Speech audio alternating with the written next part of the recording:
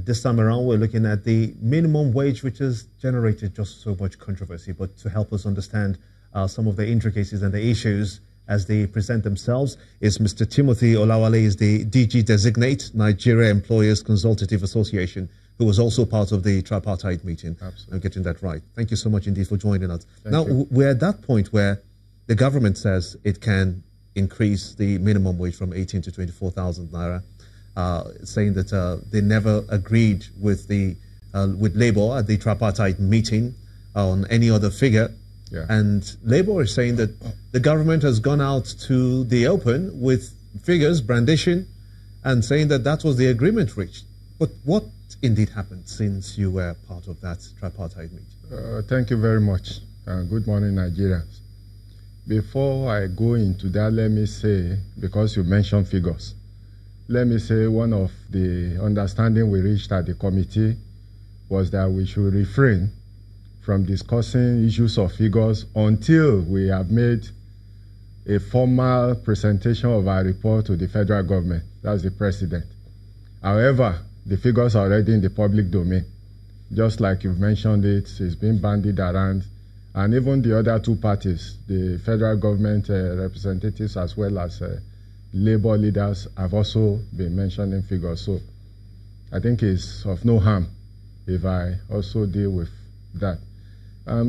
Back to your question specifically, what transpired at the minimum wage committee.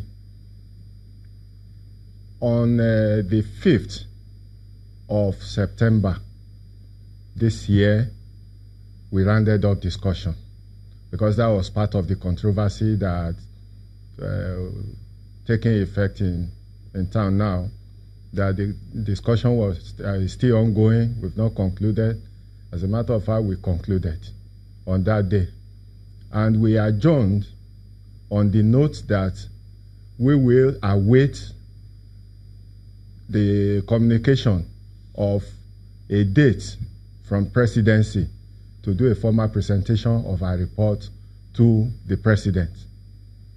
With regards to the issue of where we concluded, you know, in every democratic setup, they say the minorities have their say while the majority have their way.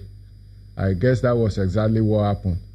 And of course, there will always be dissenting voices, even when you intend to reach a conclusion. Even in negotiations, it is not on all issues that you agree in totality, but there is the likelihood that you build consensus based on superior argument and also based on the fact that majority see things that way. But that is not to say you will not record the position of the minority point of view. Yes, we agreed to the figure 30,000 naira. However, there was a remark by the leader of the government delegation that it will not be sustainable when it comes to government's point of view. That's Dr. Chris Ngige, Dr. the minister. Ngige, yes.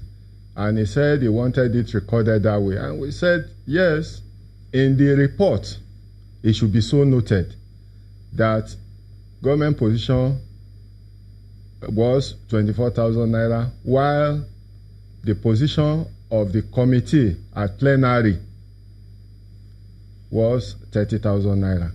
And we said it should be so communicated through our report to the presidency. What's going to happen now? Because a lot of people are concerned. Labour has said that November 6th is going to embark on a strike and has insisted that 30,000 naira is what is agreed. So, I mean, what's causing all of this? Can this be resolved even to start with? I believe it could be resolved. I got the news of the November 6th notice of strike this morning. And I was not only shocked, and I was also concerned, because it is a route that we are taking before, which is needless.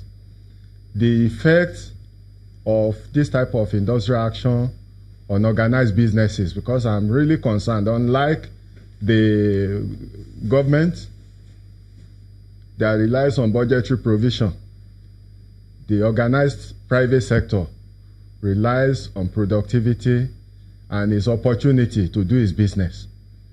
As a matter of fact, the past strike, which were just few days, the effect on organized businesses were very colossal.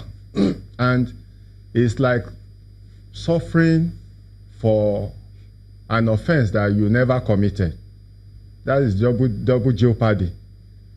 You never committed the offense, yet you suffer their consequences. So, is it avoidable? Yes, I believe it's avoidable. And that will take me to an issue that I believe is the concern of government. Hold on. Before you go to that issue, just to clarify this. Yes. The 30,000 naira Yes. was a consensus figure that all members of the committee agreed on. Yes, except for the federal government that said they were proposing 24,000. As a matter of fact, that was not even the starting point. You know, negotiation, you move positions, you concede, and it was, mind you, you remember where Labour was coming from. They were coming from 65,500.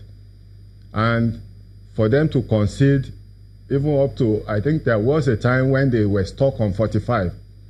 And it was part of concessions that got us to 30,000. But the state governors represented what was their position?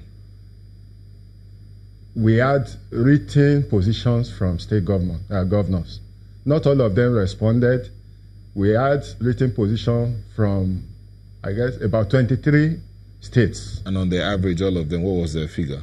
Well, we had over 30,000 naira. So if but okay, at a stage, some of the state governments disowned the written communication from their states. That means it's not tenable. That they were not they were not aware that their states even sent in their submissions. Because that seems to be a major point of contention. Because the NLC president, Yubo Waba, came on this show in our Abuja studios to say that some states were already ready, and actually some states were already paying as high as even 24,000 naira already, 27,000 naira, 30,000 naira in some instances. So why is it that when some states are already ready to pay that much, it becomes a figure that is not tenable? Well, the state governments had opportunities to make robust input into the works of the committee. Many of them some of them shied away from that opportunity to actually make their position clear. Even like I said, even when some of them disowned themselves from the written document from their states, we still gave them opportunity to make their position known. You mean the tripartite committee gave them an opportunity? Yes. Our leaders physically went to the governors' forum to address them. We sent letters to them individually to their states. We sent reminders, yet some of them did not respond. So, and the work of the committee cannot continue in perpetuity. We have to round up at a stage. Since some of them, and apart from that, you know, we went around the 6 geopolitical states to conduct a public hearing on this particular national minimum wage. Some of the states hosted us. And at that particular, those forum, we had presentations from all the states in the different geopolitical zones, making their positions known. All these were factored into the works of the committee, and we felt we have enough materials and enough positions. Ordinarily, you don't expect every one of them to respond. But when you have 23 states sending in written communication, when you had almost all the states represented at the public hearing and making contributions, you feel you have enough materials and enough positions, which is representative of all stakeholders to move ahead. But were those figures endorsed by the tripartite committee? Because of course, those were what we worked with. And apart from that, you know, 6 governors represented the entire governors' body on that committee. 6 governors were part of this committee. Yes. So even when they were not physically present, they send representatives. Sometimes they are deputies or they are head of service, or they are always represented. So at the end of the day, yes, the tripartite committee's 30,000 naira is assumed to be what everybody there absolutely, agreed. Absolutely. But the federal government decided to opt out of it. They have not said they are opting out of it. From the information I've received and even what is in the public domain, they only expressed concern that it is something that is not sustainable economically, at least from the point of view of federal government.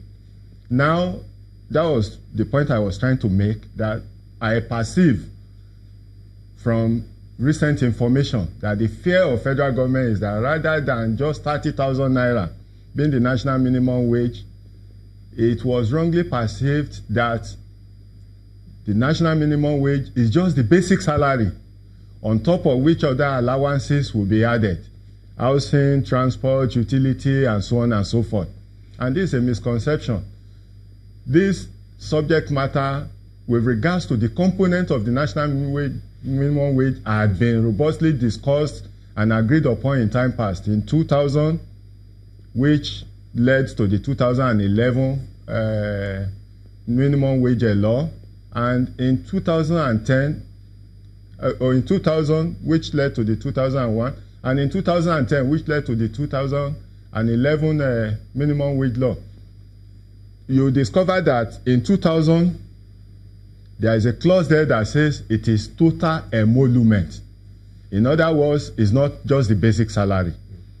In 2010 discussion, part of the recommendation even gave a breakdown of the components as basic, housing allowance, transport allowance, and utility. So that fear that probably it will not just rest at 30,000 naira, that by the time you start computing with other allowances, it will skyrocket to 40 or 45,000, which perhaps is the reason why government felt is not sustainable.